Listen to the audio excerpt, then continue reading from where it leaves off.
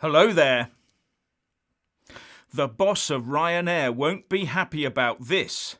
The EU Commission has already agreed to French plans to protect Air France.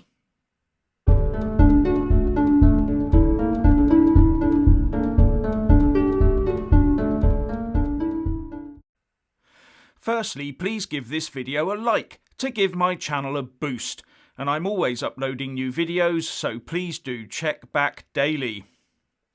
Do you remember the boss of Dublin-based Ryanair who once said in the lead up to the 2016 EU referendum, "As the UK's largest airline, Ryanair is absolutely clear that the UK economy and its future growth prospects are stronger as a member of the European Union than they are outside of the EU."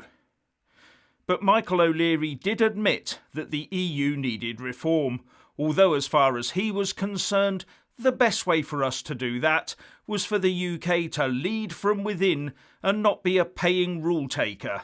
Something that's not now going to happen anyway if our PM sticks to his word. And do you remember O'Leary throwing his toy planes out of the cot in 2018, saying that he'll ground his planes unless we rethink Brexit? And he told a group of airline bosses in a talk in Brussels that, "I think it's in our interests, not for a long period of time, that the aircraft are grounded. It's only when you get to that stage where you're going to persuade the average British voter that you were lied to in the entire Brexit debate. You were promised you could leave the EU and everything would stay the same. The reality is you can leave the EU, yes, that's your choice, but everything will fundamentally change." As well as, when you begin to realise that you're no longer going to have cheap holidays in Portugal or Spain or Italy, you've got to drive to Scotland or get a ferry to Ireland as your only holiday options. Maybe we'll begin to rethink the whole Brexit debate. Oh, but how things have changed, and nothing at all to do with Brexit either. And his planes are grounded anyway, or at least most of them are. And the prospect for cheap holiday flights, if any at all, are torn out of the agenda for most ordinary people for some time to come. But worse for Mr. O'Leary, the French and German governments have agreed huge state aid packages for their own national airlines of Air France and Lufthansa.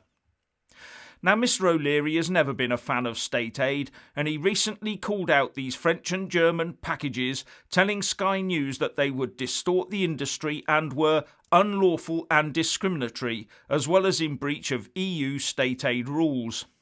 And he said that he would be taking those EU countries to court. "We will be flying with our hands tied behind our back," he said, "because our competitors, Lufthansa, have received €12 billion in state aid. Air France will receive €10 billion in state aid. They will be able to afford low-cost selling for the next few years, so prices will be low, but that will be bad for airlines."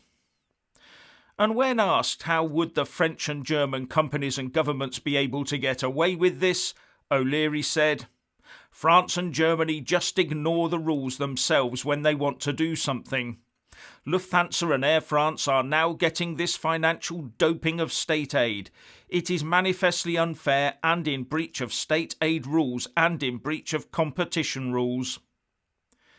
But sadly for him, the EU Commission has just placed its rubber stamp of legal approval on a €7 billion French rescue package for Air France, with the Telegraph saying, "The package includes a €4 billion state-backed bank loan and €3 billion in direct loans and is aimed at protecting the 350,000 jobs sustained by the airline." And I've also read that the Germans say they're getting near agreeing something similar with the EU Commission for Lufthansa. And on the Air France agreement, EU Commission Executive Vice President Margrethe Vestager said, "We have cooperated closely with France, as with many other member states, to ensure that public support to tackle the current crisis can be put in place as quickly and effectively as possible, in line with EU rules." So if the Ryanair boss wants to take the European Union on, it will probably cost him a lot of dosh and take years to drag it through the courts to the ECJ. And in the meantime, Air France and Lufthansa will be swallowing up the massively reduced air traffic, and more importantly, charging higher prices to do it. Especially as it looks like these airline companies might be having to sign up to new green rules to continue to operate. So at the end of the day, there may be no room left in the airports for Ryanair. Except in the departure lounge, of course. And one big investor, Warren Buffett, has also bailed out of the airlines, saying that the airline sector looked like it will be chewing up money. Now, it is said that Buffett was never happy about investing in the airlines in the first place, and he now says, "I just decided that I'd made a mistake." Buffett's Berkshire Hathaway fund and any other subsidiaries are now reported to have sold their entire stock in airlines, and MarketWatch reports that, as of the most recent filings, Berkshire had held 70 million shares of Delta, representing 1.7% of the conglomerate's portfolio, according to data provider Whale Wisdom. Berkshire also had roughly 54 million shares of Southwest, representing 1.2% of its holdings, 22 million shares of United Airlines, representing 0.8%, and 42.5 million shares of American Airlines, about 0.5% of Berkshire, according to the site. I have to wonder what sort of a loss Buffett took on shifting that lot. And then there's the boss of Virgin Atlantic, Richard Branson, searching for a buyer to keep his airline afloat, as well as The Guardian reporting that Norwegian Air has warned that virtually all of its fleet of aircraft will remain grounded until 2021 as it seeks to persuade shareholders to accept a government-backed rescue plan that will wipe out most of their investments. But back to Ryanair. I wonder if O'Leary has changed his view about his wonderful European Union and about reforming it from the inside, now that the Eurocrats have decided that Air France and probably Lufthansa should be the ones given a clear runway and open skies for a post-crisis recovery. Moving on. Now, many may not realise this, but some of the regulations brought in by the government to cover the UK response to the invisible enemy have not, until today, been scrutinised or agreed by Parliament. The statutory instruments or secondary legislation that made some of these rules legal were brought in on the 22nd and 26th of March and immediately came into force, with the proviso that they have to be approved by Parliament within 28 days. And that's approval in each of the Houses of Commons and the Lords.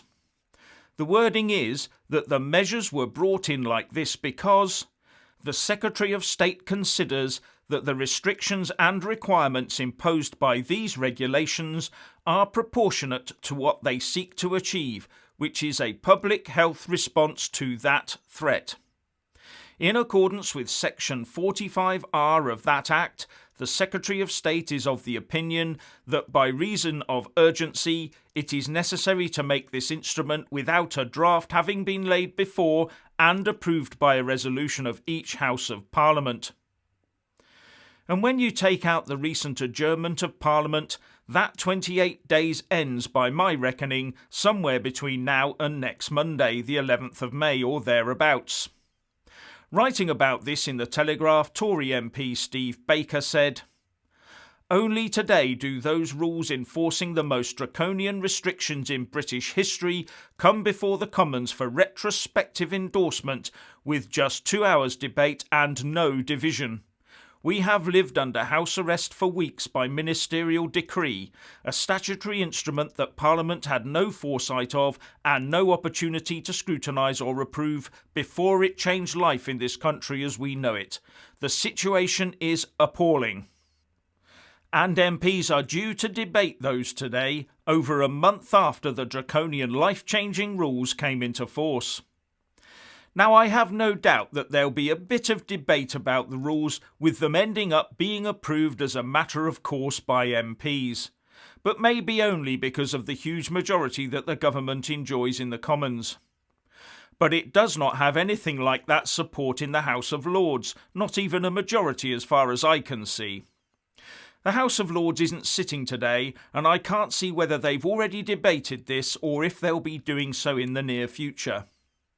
Now, to give you an idea of the pressures this crisis has placed on the parliamentary system, the Hansard Society shows on its website that 70 public health statutory instruments have been laid since January, and that only 4 of these observe the informal convention that they are laid at least 21 days before coming into force. Further, that 5 of them came into force before even being laid before both Houses of Parliament. And at least 6 of those were brought in to address omissions or errors in earlier statutory instruments. And the Society says, this reflects the drafting and time pressures under which government departments are operating. And this is all made the more difficult because of the social distancing rules themselves and the shutting down of Parliament, as well as later limited sitting rules to stop the spread of the invisible enemy.